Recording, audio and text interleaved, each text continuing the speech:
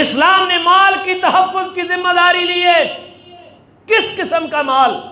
غزوہ خیبر کے لیے جناب رسول اللہ صلی اللہ علیہ وسلم تشریف لے گئے اور آپ علیہ الصلوۃ والسلام یہودیوں کے قلعے کے گرد پڑاؤ کی ہوئی ہیں، محاصرہ کی ہوئی ہیں۔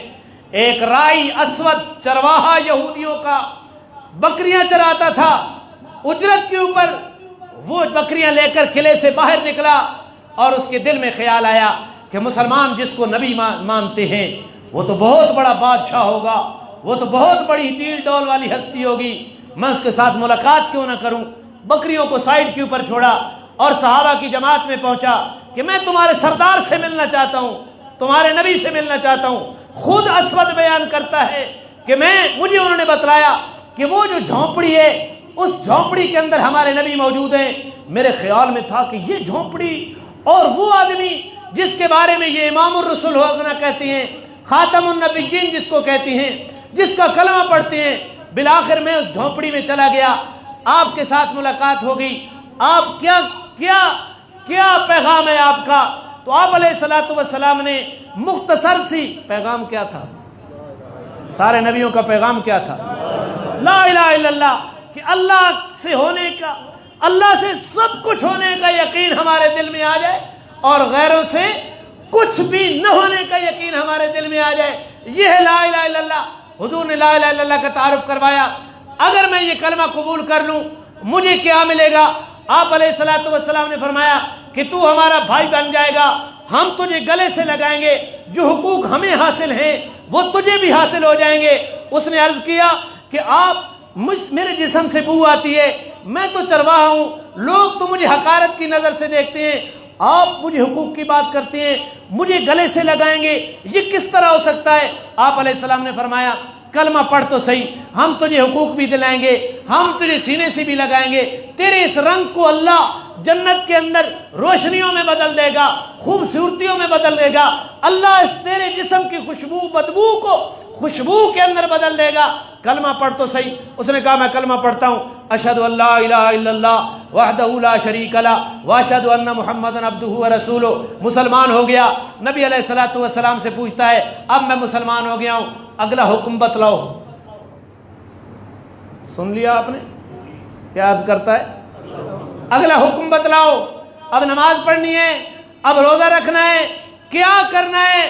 اللہ کے نبی نے فرمایا کہ تو یہودی قوم کا چرواہا ہے، تو بکریاں ایک معاہدے کے تحت لے کر آیا ہے کہ بکریاں تو چرائے گا، حفاظت بھی تیرے ذمے، چرائی بھی تیرے ذمے، تجھے تنخواہ ملے گی، یہ یہودیوں کے ساتھ تیرا معاہدہ ہے، پہلے بکریاں واپس کر کے آ، میں اگلا حکم پھر بتاتا ہوں۔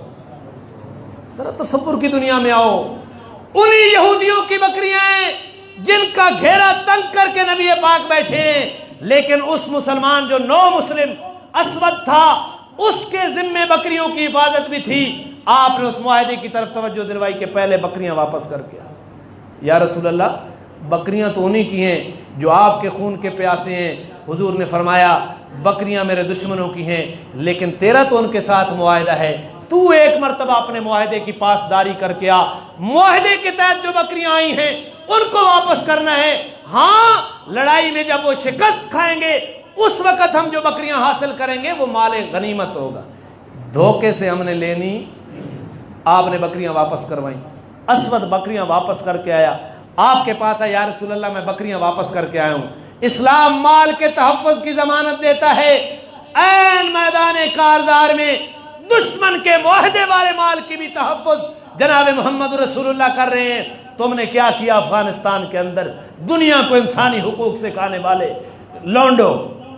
میں حیران ہوں اپنے سیاسی لیڈروں کے اوپر، پھر ان کے پیروکاروں کے اوپر۔ یہ مثالیں امریکہ کی دیتے ہیں، یہ مثالیں برطانیہ کے دیتے ہیں، تمہیں محمد رسول اللہ کی سیرت میں کوئی مثال ہی نہیں نظر آتی۔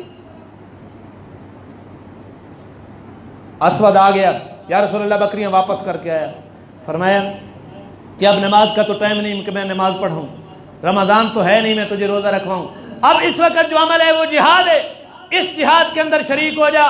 کیا ملے گا یا رسول اللہ؟ تو اس جہاد کے اندر شہید ہو گیا، تجھے اگر بچ گیا تو مال غنیمت ملے گا، ہم تجھے سینے سے لگائیں گے، اگر شہید ہو گیا اللہ تیرے جسم کی بدبو کو خوشبو سے بدل دے گا، اللہ تیرے اس بدرنگی صورت کو اللہ خوبصورت بنا دے گا. اور اسی جنگ میں وہ شریک ہوا, شہید ہو گیا. صحابہ کا مجمع اکٹھا, بہت بڑا لشکر تھا, سب کی تو ملاقات ہی نہیں ہوئی, نیا آدمی تھا.